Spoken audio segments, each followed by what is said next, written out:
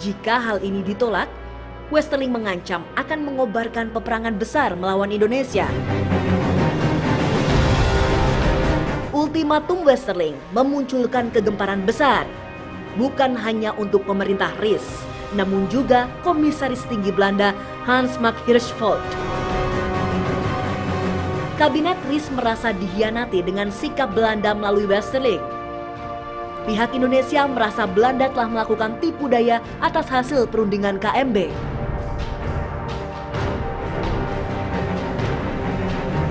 Untuk mengurangi ketegangan kedua belah pihak, Menteri Dalam Negeri Belanda, Dirk Wipko Stieker, segera menginstruksi Hirschfeld untuk menindak semua pejabat sipil dan militer Belanda yang bekerja sama dengan Westerling.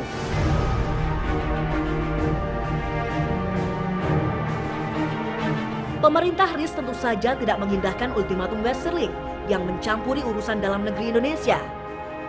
Westerling pun memutuskan untuk melancarkan aksinya.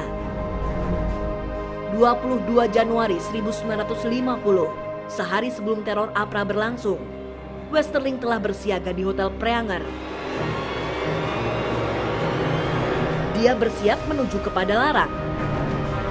Di Padalarang, pasukannya menunggu kiriman persenjataan yang akan digunakan untuk melumpuhkan pemerintah RIS di Jakarta.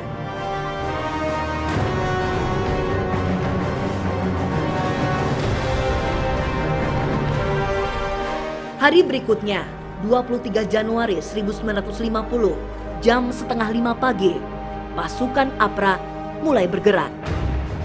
Di bawah pimpinan Van der Molen, 800 pasukan APRA berangkat dari wilayah Cimahi. Sebagian besar di antara pasukan itu sebelumnya telah berkumpul di bekas markas Korps Special Truppen di Batu Jajar.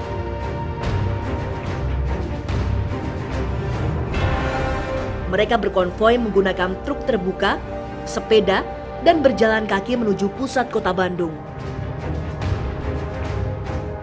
Mereka menempuh jarak sejauh 16 km, melewati Cililin, Jalan Cimindi, Ciberem, dan masuk ke pusat kota Bandung.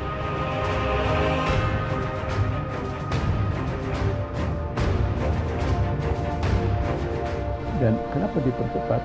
Saat di mana negara baru berdiri, 26 hari itu, 27 Desember baru berdiri, pengakuan itu, dan kemudian tanggal 23 Januari,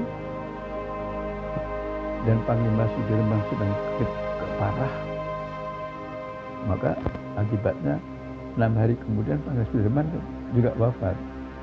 Itu kagetnya dalam keadaan seperti itu. Jadi menurut perhitungan Belanda itu ada momen yang paling tepat, karena di awal negara baru berdiri, kalau dipangkas itu akan memudahkan hancurnya satu gerakan.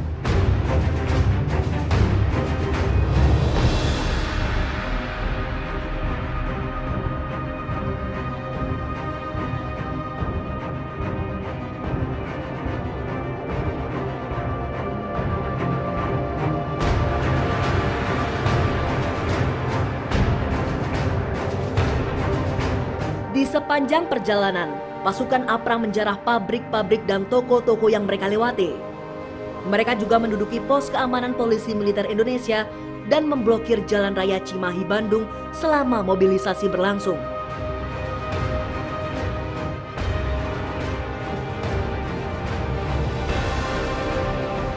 Jam 9 pagi, pasukan APRA memasuki kota Bandung melalui Jalan Bancai.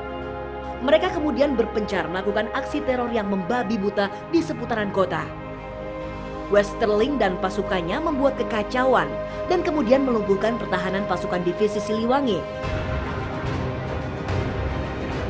Sasaran mereka adalah orang-orang berseragam TNI yang tengah melakukan penjagaan di kota Bandung.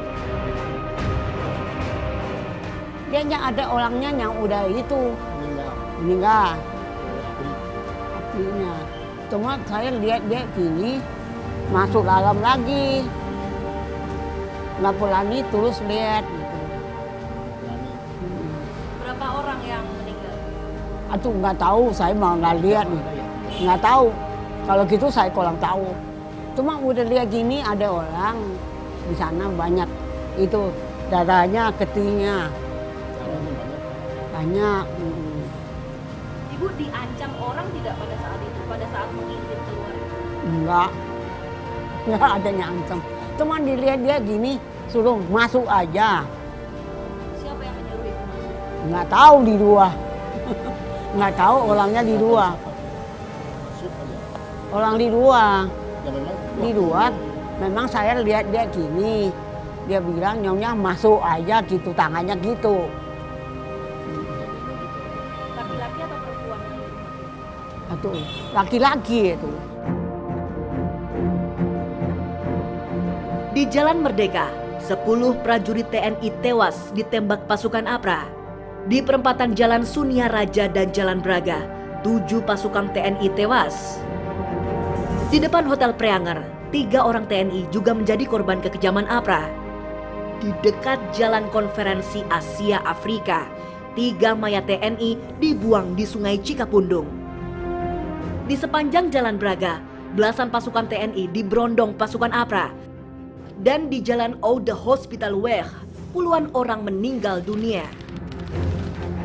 Puncaknya, pada pukul 11 siang, gerombolan teroris ini menduduki kantor staf kuartir 4 Divisi Siliwangi yang bertempat di Oude Hospitalweg di kawasan Braga. Mereka menghabisi 15 pasukan Divisi Siliwangi yang saat itu tengah bertugas. Mereka juga menggasak uang di brankas sebesar 150.000 gulden. Letnan Kolonel Adolf Gustav Lembong, seorang perwira TNI, bersama ajudannya, Letnan Leo Kailalo, datang ke tempat itu. Lembong akan melapor kepada Komandan Kuartir 4 Divisi Siliwangi, tanpa mengetahui bahwa kantor tersebut telah diduduki pasukan APRA. Letkol Lembong dan Letnan Leo Kailalo kemudian diberondong peluru dari arah dalam kantor oleh pasukan APRA. Bukan hanya itu, seluruh tubuh mereka juga ditusuk-tusuk menggunakan sangkur hingga wajah mereka tak bisa dikenali lagi. Perhitungannya itu juga yang dinamakan blitzkrieg, serangan cepat. Jadi kalau menyerang menghancurkan kekuatan lawan, itu dalam teori perang itu. Ada satu orang Belanda itu justru yang ngasih tahu ke ibu, tapi ibu kan nggak tahu maksudnya apa. Ya saya nggak ada pikirannya gini gitu. Iya, dia saat itu udah nggak ada. Nggak ada pikiran apanya. Ya itu aja dia tahu. Udah jadian gitu, oh baru pikir orang dulu, orang tangga ngomong. Pikirannya nggak apa-apa. Tapi benar-benar nggak keluar ya? Nggak keluar. Tapi keluar banget cuma dia pintu aja. Dia dibuka pintu sini, dia lihat Pintu lihat ini. Memang biasa kalau ada apa saya buka pintu gini lihat. Cepat sekali kejadiannya. Nggak tahu jadian. Bapaknya masih malahan saya. Dia apa di ini teh kayak makan apa? Hati macan, ya. Hati macan dia Berani bilang. lihat. Masih mau dilihat. Tutup semua kan, ini dulu bangunan belum gitu, masih dari Belum bambu bangunan semua belum kayak gitu. bikin. Cuma dengan toto gitu aja.